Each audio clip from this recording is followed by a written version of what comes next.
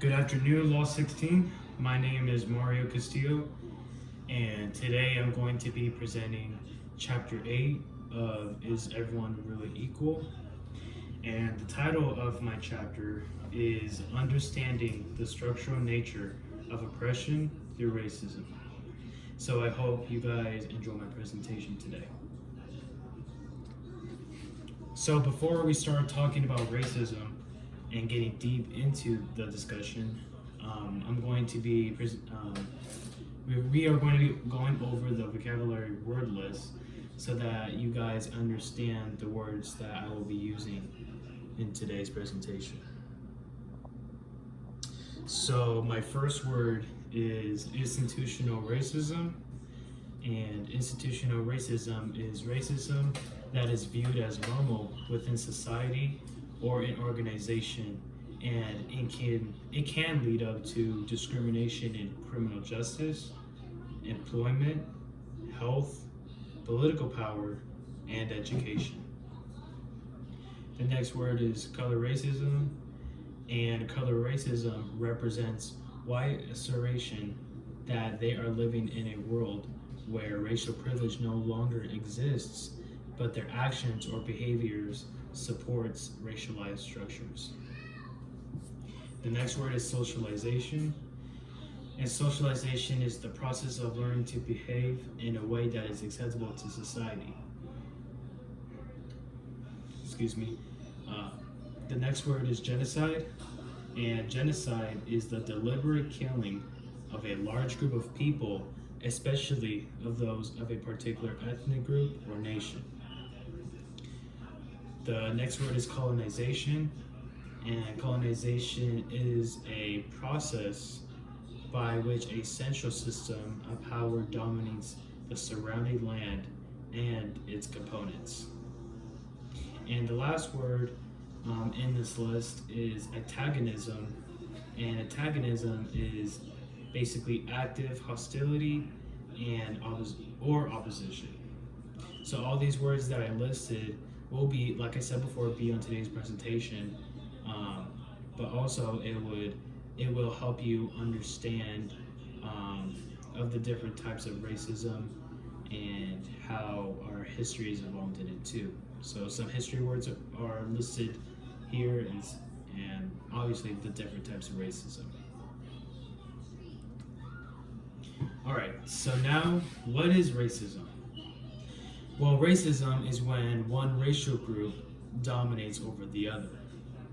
Racism also involves in prejudice, discrimination, and antagonism against another person. And the reason why racism happens is not only because of their race, of someone's race, but it's also because of the person's background or culture that they are from. In the United States today, as well as Canada, white people are supported during the action of racism, and it's supported by the institutional power and authorities, or government authorities. And because government authorities are okay with it and support it, white people use that as an advantage against colored people because they are a dominant race. In our society today that we live in, people of color do hold grudges against whites, but only temporarily, because they do not have a social power backing up their discrimination. So when we do think of racism, it refers to the white power and their privilege that they have. But to understand more about this and get a peek on how racism started, let's go back in time and see how racism started to evolve. But before we even talk about how racism started to evolve, we will learn the history of race in the United States of America and the history of race in Canada. All right, so the history of race and how it began to form in the United States. So as the United States started to form, freedom of equal rights and freedom of religion were rights that were radical ideas that later became true, as we see today. We have those rights. But the United States economy also decided to base those rights on the enslavement of African and North American people as well. So to balance the tension between the equality, the ideology, cruel reality of genocide, and the enslavement that was occurring, a man named Thomas Jefferson, who was not only the third president of the United States, but also who owned African American slaves, decided to turn to science instead of race. And Thomas Jefferson recommended that there were differences between race and science. After Thomas Jefferson started to believe in the science and put his faith in it, in less than a century, he accepted the scientific fact that there were racial differences. But as time went on, since there was no racial foundation at all, or stability, it all started in the late 1600s when the first term white was born in the colonial law. Then, in 1790, people asked to claim their own race. And then by 1825, the blood determined who would be known as Indian. Then lastly, in the 20th century, undocumented immigrants were entered into the United States, and that's when the white race started to become more known. So here's some more history of race in the United States. As slavery was coming to an end in 1865, whites remained known as legal racists, and the action of violence kept continuing. For a person to gain citizenship in the United States and have legal rights, at least one person in their family or household had to be white. But people that were wanting those rights began to petition the courts to be known as white and not known as any other race. Many people during this time period were desperate and were willing to leave their own culture and class just to be known as white. Because if they were not known as white, life would be very difficult for them. So as we see here, this was a very stressful and hard time to be living in, because many not white people were getting their rights, but not people of color. Then in 1923, the courts announced that people that were seen as white got to determine which person is white or is recognized as white. And this is where we start seeing the unfairness and the start of racism, because not only do white people have their rights given, but colored people had to earn and fight for their place and their say in the United States. And as we have seen so far, is that people that were white and ones that were categorized as white did not have to fight as much as colored people. Then as time went on, European immigrants were united with the whiteness, which includes Irish, Italians, and Jewish immigrants. These races that I listed were not considered white before, but they became white because they were dominating with the culture. During this change, and as this change was happening, a man named Cheryl Harris made the phrase "whiteness a property," and basically what his saying was stating is that people that are known as white or categorized as white have privileges and rights, and people that were not in the white category did not have those rights. But he also carries a racial classification. So now we're seeing how now the racism is starting to play along. So now that now it's time, the history of race and how it formed in Canada now. So before the Europeans arrived in Canada, Canada, like the US, was built based on genocide and removal by force by native people who lived in that territory for thousands of years. The indigenous people that lived in Canada were living in territory when first contact occurred during the 15th century. And during that time, they had good economic and political structures. But Canada had a weird relationship between the English and the French. And the reason why their relationship was weird is because the process of colonization. And because of that, many colonizers by force had to relocate to another area. Then by the late 1800s, residential schools were civilized and had children between the ages of 7 and it goes all the way up to 15 years old. These children were taken away from their homes and were not allowed to speak their language or see their parents. And while they were there, most of the time they were physically, sexually, and emotionally abused. Then, during the 1960s, most of the residential schools were shut down, but the very last one didn't shut down until 1996. And even though these kids were away from the harassment and the mental abuse, sexually abuse, and emotionally abuse, these kids and teenagers, they still have problems and dealt with trauma for what happened to them.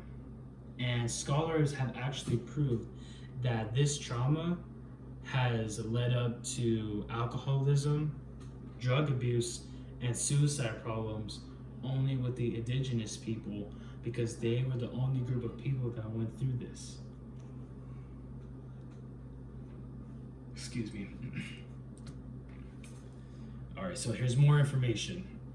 Not long after this trauma, the race science spread in the United States and was adopted in programs of the government and policies, along with Canada as well. As this was happening, many hate groups started to form. For example, Chinese workers were denied any citizenship in the US, and Black and Indigenous people were enslaved. And the reason why the race science spread was because Thomas Jefferson in the United States decided to go further with the science, and because of that, it caused division between the people, and it made things for certain people worse, which were the Indigenous and Black people. So all of these changes and actions that started happening all falls down to Thomas Jefferson. Then, in 1985, the government passed the Act of Preservation and Enhancement of Multiculturalism in Canada. And these laws were created and put there because this law and policy states that all groups of race are equal. So as we see now, that because of this law, now there is going to be racial foundation, because before there wasn't, but now we will start seeing that. So now that we have learned the history of Canada and the United States, what are the challenges of understanding the term racism, or what does it mean to be racist? Is only one race racist? So in our society that we are living in today, we call someone racist when they say a hateful comment because of their skin color, or discriminate them by what person they like, or in general just judge them.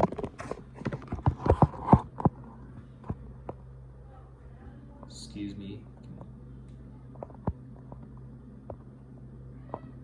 Alright. So when you are viewed as racist, people look down on you and they hate you or dislike you, and they think that you are heartless and basically closed-minded and so on.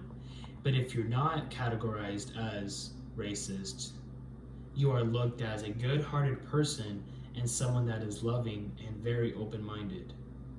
But if we think about it, all of us one way or another has judged somebody or discriminate somebody. But the difference is that we don't make it known to them. We don't speak it out loud. We usually, if we have something bad to say, we usually keep it to ourselves. We always see that white people are always racist to minorities and that they are the victim. In our society, that's all that we see. But if we stop closely and really think about it, minorities can be just as racist as white people, or even worse. The reason why um, people view it this way is because we refer to white people as white privilege and see that white people do have better opportunities. And even if that was true, why is it? Where did all of this start? Well, the answer to that is our history with the United States and Canada. All of this trouble started with our past history, and now it has caught up to us, and now it has led to a powder keg that is now exploding, which is now. And now we are a divided world, and we see people hurting each other, killing each other, and all for what? For power? Which race is more superior? So, what is the challenges of understanding racism? Well, it's that it's not only one group of people that are racist, it's all groups of ethnicities. That's what the challenge of understanding the term racism. So now, how has racism affected our society today, economic wise? So even though we may use hate speech and display violence that shows racism, there is many more ways that racism is affecting our society and displayed. Here, for example, in the United States, the median household was $53,657 in 2014, but a white household earns $60,256 a year. An Asian household earns $74,297 a year. A Hispanic household earns $42,491 a year, and a black household earns only $35,398 a year. Now, looking at these incomes, we see that Asians make over the median salary of a household income, and a black household makes under the regular salary income. So, why are all of these salaries different? Well, it's because of the pay. This shows that whites and Asians are more likely to get paid more money than someone that was Hispanic or black. So all of these statistics right here are showing the economy's growth and how racism is connected to it and playing a role. So how has racism affected our society today, incarceration wise? So racism has many influences in our world today, but one of them is incarceration of people as well. What these statistics I'm about to show you will show the races that are most likely to go to jail because of the color of their skin. In 2014, there were 64% of white men in the United States, and 450 per 100,000 were more likely to get incarcerated. Then there was 16% of Hispanic men in the United States, and 831 per 100,000 Hispanic men are likely to get incarcerated. And then there was 13% of black men, and 2,306 per 100,000 black men are most likely to go to jail. So what this percentage shows is that black men are most likely to get sent to jail, and sometimes even for the wrong reasons. For example, today many policemen pull over Hispanics, blacks, and different minorities for no reason, sometimes just to even sneak up upon them.